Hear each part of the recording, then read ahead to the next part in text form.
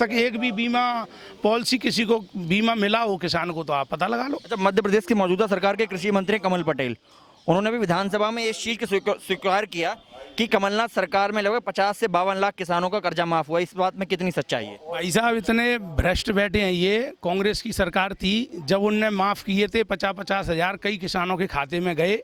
ये पक्का है कि सब किसानों के में नहीं जा पाए, लेकिन आधे वो कमलनाथ का दावा है कि एक चरण में होते थे, जब तक दूसरा चरण आता सिंधिया छोड़ के भाजपा में चले गए, उनकी सरकार गिर गई। बिल्कुल सत्य है, ये बिल्कुल सही कह रहे हैं। अब ये सरकार जो आई है बीजेपी की, इसने ये कर दिया है कि तमाम यंत्र जो भी किसान जो लेना नहीं चाहते वो तो यंत्र पर सब्सिडी दे रहे हैं। ऐसे किसान यंत्र हैं, लाखों करोड़ों रुपया का बीज किसानों के लिए दिया जाता है वो, लेकिन किसानों को नहीं दिया जाता है। न किसानों को गाँव में जाके किसी भी तरह का कोई योजना बताई जाती है। बैठ के यहीं अफसरों के द्वारा कागजों में किसानी का सब कुछ होता है। हम जिला पंचायत सदस्य हैं, हमारे साथ गुलाब भाई हैं, ये जिला पंचायत सदस्य, आप देख लो। जैसे ये 3 बिल अभी पास हुए, वो कहे कि विरोधी दल बरगला रहे हैं किसानों को। क्या किसान इतने अनपढ़ और बेवकूफ हैं कि उनको अपनी कहाँ उनको सहूलियत है, किस चीज में उनको उनकी अच्छाई दिख रही है? क्या उनको ये पता नहीं होगा जो प्रधानमंत्री ये बोल रहे हैं कि किसानों को बरगलाया जा रहा है? क्या वाकई में किसानों को बरगलाया गया जो आप लोग यहाँ इकट्ठे हुए हैं? नहीं, ऐसा है।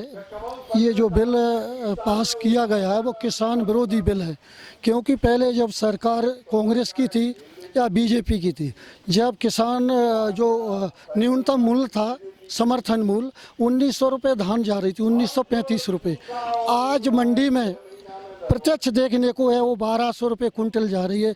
और ये बिल लागू होने की वजह से, नहीं तो सरकार के कांटे, सोसाइटियों के कांटे लगते तो 1935 रुपये प्रति कुंटल जाती। वही धान आज 1200 रुपये। यही दशा गेहूं की, आने वाले गेहूं की होना है। ये किसान विरोधी बिल है। और किसान यदि जो मौलिक अधिकार किसानों को दिए गए थे, प्रदत्त अधिकार यदि किसान मांगता है तो उनके साथ घोर अन्याय किया जाता है, उनको जेल में ठूस दिया जाता है। आपने पिछली बार देखा होगा, सुना होगा, मंदसौर में जीते जागते उदाहरण, मंदसौर हत्याकांड, उसमें 6 किसान मारे गए, वो अपने प्रदत्त अधिकारों की मांग कर रहे थे। ये सरकार किसान विरोधी सरकार है। किसानों का जो अनाज है उसके भाव लगातार नीचे गिरते जा रहे हैं। और जो किसान की जो लागत है, खाद, बीज, बिजली, उर्वरक, डीजल, इनके भाव बीजेपी सरकार में कई गुना बढ़ चुके हैं और किसान के अनाज का भाव नीचे वो ठीक है। पर मेरा ये कहना है, जो जब से भाजपा सरकार सत्ता में आई है, जब से किसानों के साथ घोर अन्याय किया जा रहा है। क्या अभी भी हो रहा है? बिल्कुल अभी हो रहा है। प्रत्यक्ष आप डबरा मंडी में अगर अभी भी हो रहा है तो ज्योतिरादित्य सिंधिया जब भाजपा में शामिल हुए मार्च में, तब उन्होंने कहा था कि वो किसानों, जब कमलनाथ सरकार थी, जब वो कांग्रेस में थे, तब उन्होंने कहा था वो किसानों के लिए सड़कों पर उतरेंगे। अगर अभी भी किसानों के खिलाफ इतना सब हो रहा है, उनके लिए इतना सब कष्ट हो रहे हैं, ये बिल किसान विरोधी अगर किसान जैसा बता रहे हैं, तो ज्योतिरादित्य सिंधिया आप सड़कों पर क्यों नहीं उतर रहे हैं? ऐसा है, मैं सदस्य बनना था। ऐसा है, मैं बिल्कुल प्रत्यक्ष कह रहा हूँ।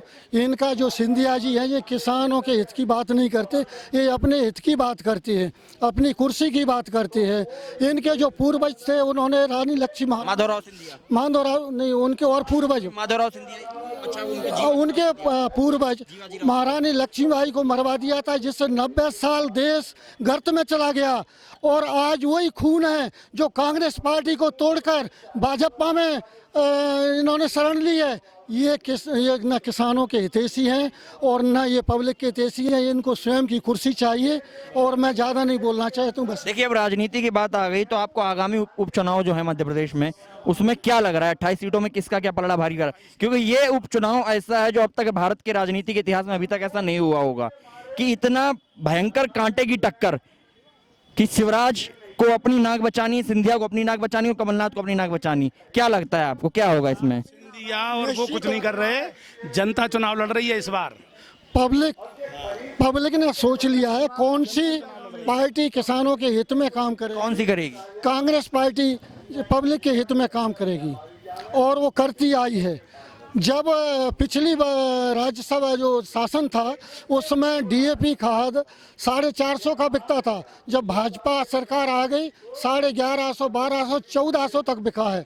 ये किसान विरोधी सरकार है। जो 1350-1400 बता रहे हैं, उसमें कितने किलो? क्योंकि कल एक किसान ने बताया है मुझे, बहुत ही अच्छा उन्होंने तंज किया कि सरकार के आते विधायकों का वजन जो 50 किलो था वो 70 किलो हो गया और डीएपी और यूरिया के कट्टा के 50 किलो का 45 किलो का, ये सच्चाई है?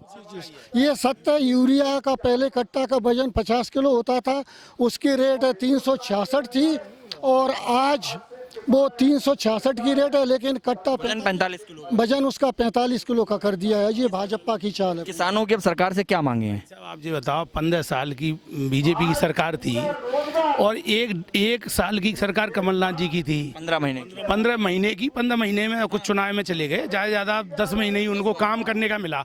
10 महीने में सरपंच बन जाता है ना गांव का, वो भी अपनी स्थिति ठीक नहीं कर पाता। एक साल 10 महीने में कमलनाथ जी ने कितना हल्ला मचा दिया। सारे मिलावटखोर, सारे बिल्डर्स, सारे जो अवैध कॉलोनी काट रहे थे वो सब पे कार्रवाई करवा दी। इतने घबरा गए हैं। कांग्रेस वालों ने गलत कब्जा किया था तो उनने उन पे भी तुड़वाए थे। वाले को भी तुड़वाया, मतलब उन्होंने कांग्रेस वालों को भी नहीं छोड़ा। कांग्रेस वालों को भी नहीं छोड़ा। उनने इतना बढ़िया काम किया। अगर उनको 5 साल मिल जाता भाई साहब, वो 15 साल नहीं 25 साल नहीं जाते कमलनाथ। लगभग 1 महीने बाद चुनाव होने वाले हैं, तो वापस कमलनाथ की सरकार अब इसलिए बन रही है, कांग्रेस नहीं जिता रही है, ना कांग्रेस जीत रही है। लेकिन 16 सीटें सिंधिया जी के गढ़ की मानी जाती हैं, ग्वालियर चंबल संभाग। यहाँ के सिंधिया और कमलनाथ और शिवराज सिंह सब जनता ही से है ना। जनता ही ने तो सिंधिया बनाए। सिंधिया जी कहाँ से बन के आ गए? पेट में से थोड़ी बन के आ गए राजा महाराजा। ठीक है, बन के आए। 1 रुपया में इतनी करोड़ रुपया की जमीन ले ली, किसानों की तो ले ली, लेकिन सिंधिया जी भी जनता नहीं बनाए और जनता नहीं भी